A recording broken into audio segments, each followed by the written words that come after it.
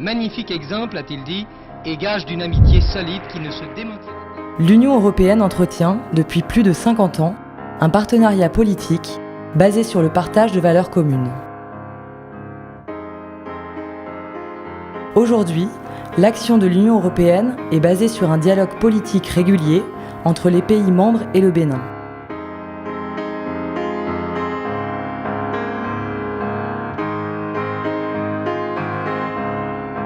Les relations entre l'Union européenne et le Bénin sont également sous le signe du partenariat pour la coopération.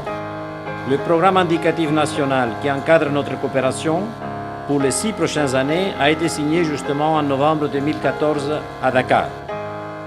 Il y a une enveloppe de 372 millions d'euros qui sera répartie entre l'appui à la gouvernance, la question énergétique, l'agriculture et l'appui à la société civile.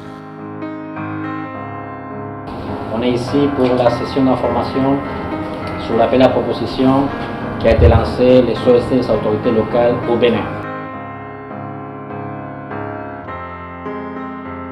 L'Union européenne a travaillé à la mise en œuvre de la maison de la société civile. La finalité, c'est de rendre des associations plus fortes et qu'elles soient vraiment, comme je l'avais dit, force de proposition. L'accord de Cotonou prévoit cela, un accompagnement institutionnel en termes de formation, en termes de capacité et surtout aussi financière à la société civile. L'Union européenne appuie également la République du Bénin en matière de sécurité, notamment dans sa lutte contre la piraterie dans le golfe de Guinée.